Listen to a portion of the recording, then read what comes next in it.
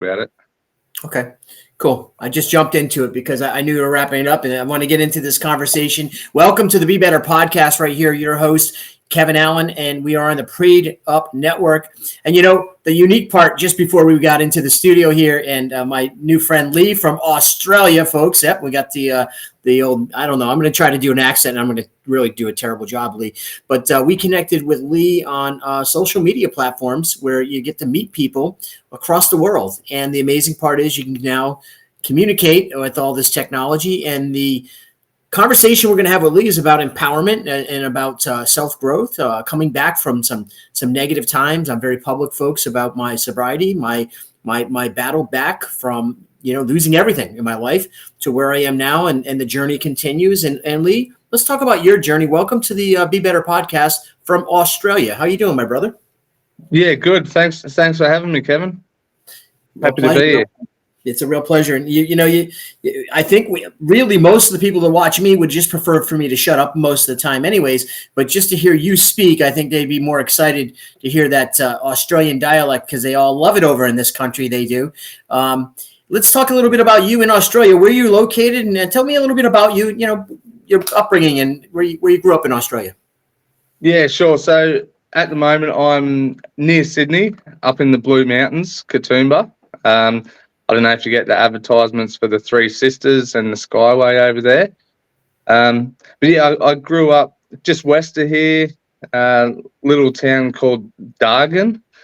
Yeah, we had a good life. Grew up in the bush. Had motorbikes. Used to drive cars and stuff around. My neighbours had some paddock bashes, and so yeah, we had a good childhood. We were driving cars and that by the age of probably 10, 11. Yeah, got two brothers. One actually passed away like 10 years ago, unfortunately, to suicide and drug abuse and alcohol and stuff. So that was hard times. But yeah, here we are. I've been sober myself for 2 years, and life's looking better. Yeah, feeling better, looking better, and getting better every day. And that's what we do right here. The Be Better podcast is all about that Be Better concept. First and foremost, sorry for your loss of your brother. That battle is so common here in America and across the world. We know the drug and alcohol addiction is taking so many of our brothers and sisters away. Lee, you talk to you in the bush. I'm just curious because I'm a curious George. The bush, what's it like to live in the bush? Because we hear the bush, the term often. What's the bush mean in Australia? Yeah, look, it's awesome. We just roamed free. We had some cliffs and gullies and that at the back. Like we used to climb around there, but it's just I don't know. We had some neighbours, and I still live sort of in the bush. So we do a bit of bushwalking and go down to little creeks and that near my house, but there's nothing better than being in the bush. You're out of all the noise, the city rush, and you got the clean air.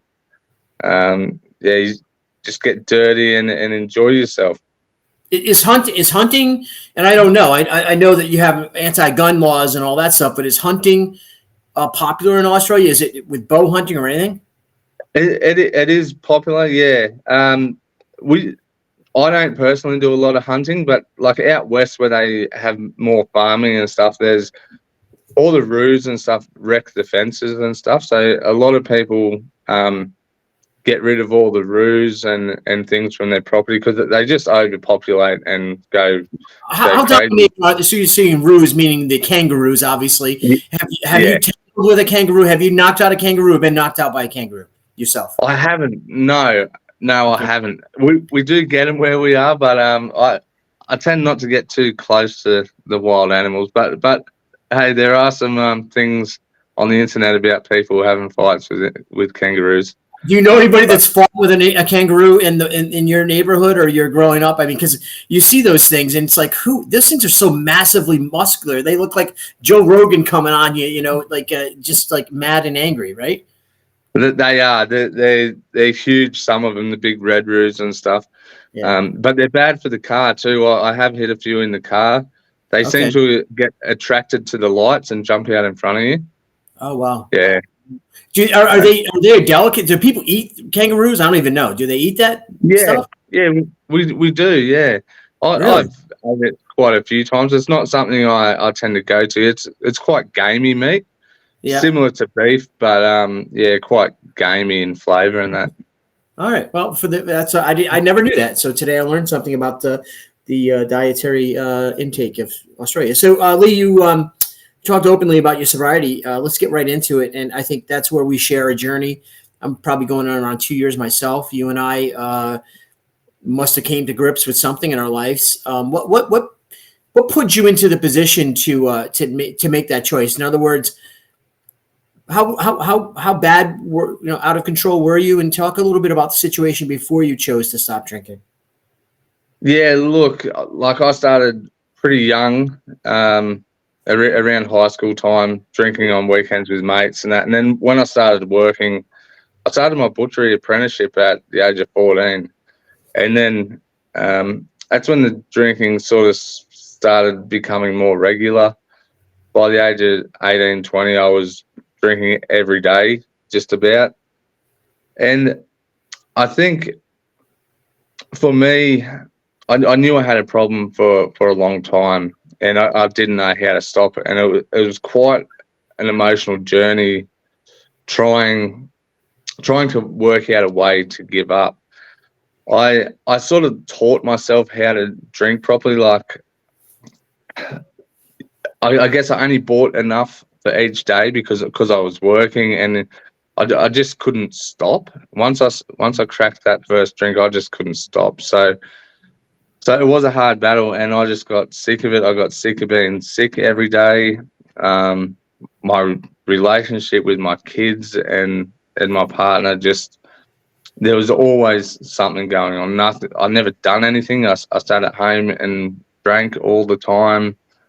I even sort of lost contact with mates and stuff a bit, and just because I wasn't interested in doing anything else but drinking. So I decided to stop, and it was a big decision. And I went to a detox for a week, and then to a rehab for 2 weeks, which was meant to be a 3 month rehab. But after the couple of weeks, I sort of found the strength within myself to know that I could do this alone. I just needed that initial help to get me on the right path. What were you drinking a lot of, Lee? Were you drinking a lot of like whiskeys or vodka or beer, or what was your choice? Yeah, look, I would drink anything, to be honest, but my go-to was the spirits, the bourbon. But in the end, I was drinking that much that I just found cheaper alternatives, like there's a high percent ginger beer that they sell here, and things like that were cheap because I was drinking that much. I couldn't afford to be drinking, the spirits and stuff all the time. Yeah, Because we had a lot of.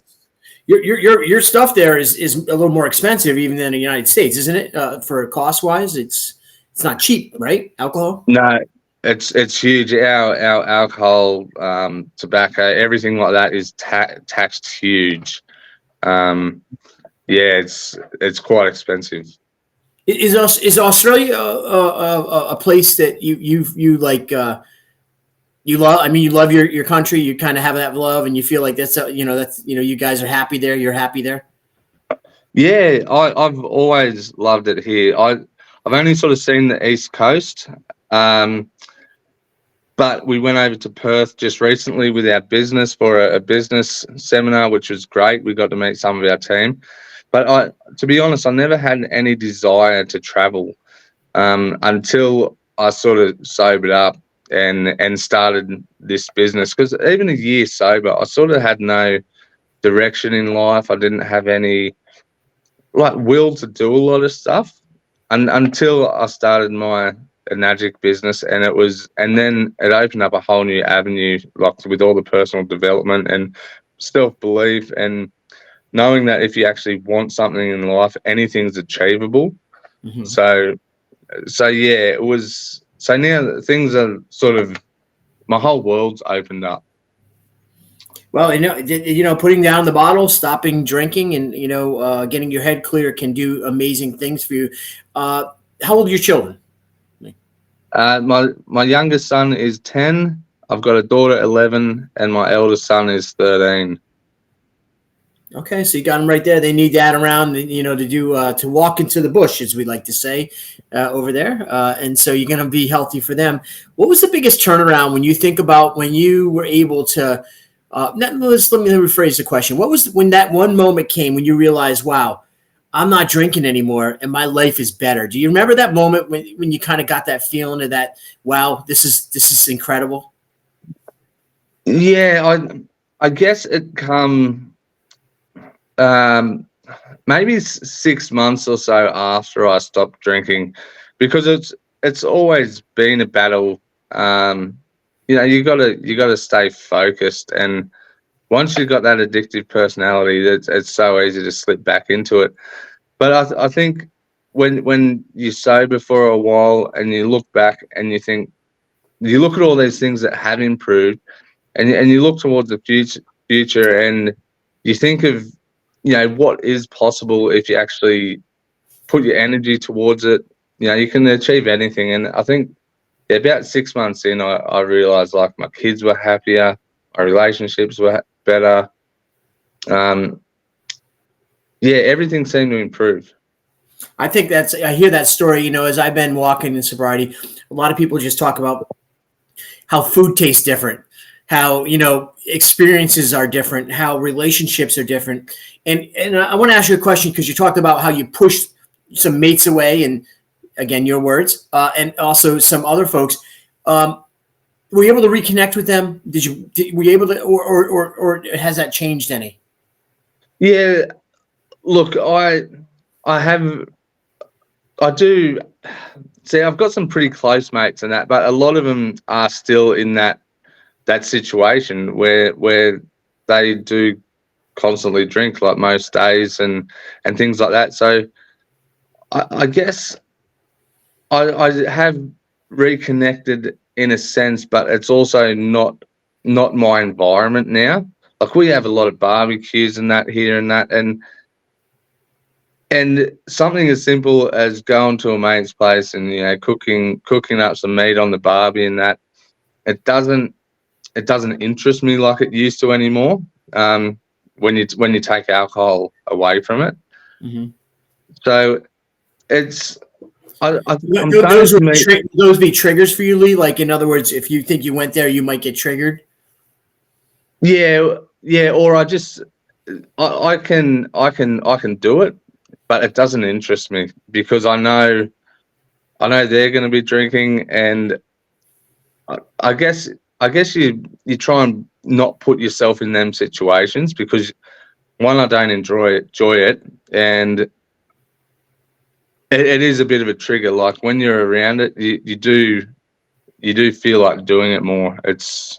So I just try and avoid I it. think a lot of people don't understand how things can trigger those like you and I that are walking in sobriety. I think it's, some things I'm fortunate not to rub it in. I don't have that same issue you do in some ways. I have other issues. Anxiety grew strong. Did you have anxiety issues when you stopped drinking? Did you go through some of that mental health stuff, or, how did that affect you? No, my biggest thing was, while I was drinking, like the depression and stuff. I would just drink that much. I didn't want to go to work, and then I'd spend a week on the lounge, just not being able to get up, not be able to get back to work or do anything. But I found once I stopped the drinking, things got better, and the depression and things like that just disappeared. Yeah, when it's really not magic, but it's that timing. And again, with our good friend Lee here, we met on the social media platforms in this world of sort of illusion where we're all connected somehow. And we got you on the show on the Be Better podcast, of course, on the Prayed Up Network. Thank you so much, and sharing your story of sobriety and journey of just inspiration. You've transitioned your life into something that was tragically taking your life in some sense, alcoholism and depression. And you've now been inspired to actually bring all that into a inspirational message, and you're working now on building your own self as someone to inspire others, right? Yeah, for sure. Yeah. So talk a little Yeah. bit about that. Talk about the program you put together and what's going on with that. Okay. Well, I guess for me at the moment, I started an affiliate marketing business, and I started all the personal development and all the mindset stuff, and really how you can just by changing the way you think, you can change your life. And yeah, I'm pretty new to it, but the idea is to help as many people as I can. So the thought of working till I was 70 didn't sit well with me. I want more financial freedom, more time with my kids, and and the chance to be able to help people. So through this business, I've that's my avenue of doing it, because we do focus so much on different areas of our life, not just improving our finances or our health. We Mhm. sort of focus on all areas. So when I'm in a position to have more time, that I want to go down different avenues and really start to help other people. And so you're would you say you're more in the beginning stages of developing this platform? You're going to be sort of out there and maybe within a few months, or it will be fully operate. Where are you at it? Yeah, I've been doing this for about a year. Um, for me, I think it's I think it's people that want to change their life. Um, the business that we do, it it takes work. It does take some effort, but it's about improving your whole life, and it's hard to get people to want to do that. A lot of people aren't ready, and a lot of people are stuck in their comfort zone, and it's about getting outside your comfort zone and working towards your goals and really changing your life. Um, and then once I'm in a position, I do want to do a different sort of charity work and that. But my main focus at the moment is my business, to get more time with my family, and then be in a position to go down some different avenues. Like I thought about life coaching and that at one stage, but with the business that we do, a lot of it is life coaching. So we have a team. I've got mentors and things that we're we're like a family, and we help each other out. There's a whole social media community with this business as well. So it's yeah, I guess we help people that want to help themselves.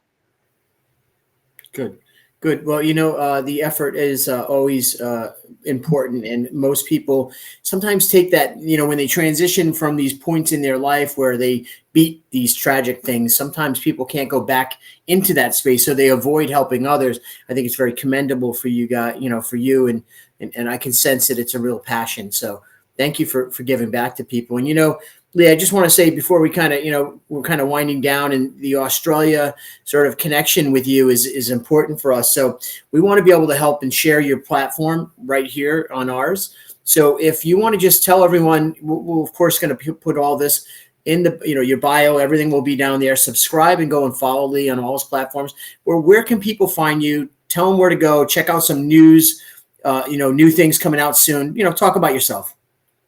Yeah, sure. So I'm mainly on Facebook, but I do have Instagram, TikTok, and YouTube, and they are all Amplify Lifestyles. So you can find me, yeah, at Amplify Lifestyles. We'll put it in the comments, and yeah, I with my platforms, I just try and share motivational messages and things. Like I've had a few people reach out to me and just say, I've inspired them and helped them. So it's all about sharing a message, and that we are capable of so much more than we give ourselves credit for. It's all about being a better person, being a better you, and not comparing yourself to others.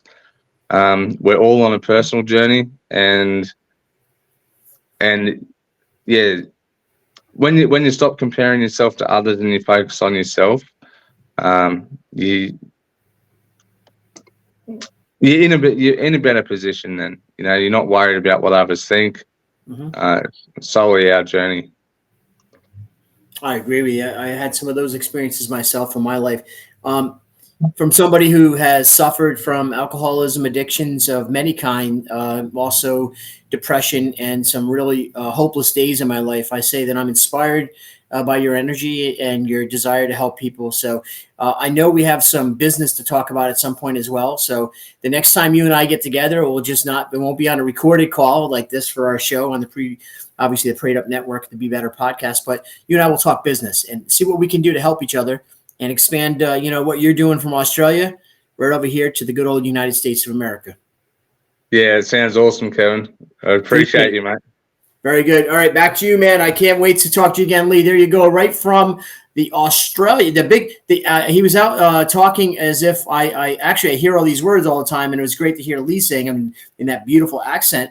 But out in the bush, and I've always been curious. I hear that, but we got an explanation from Lee, and also a really nice talk about someone that's battled. And I know somebody out there right now who's watching this episode, this show right here on the Prayed Up Network, the Be Better podcast.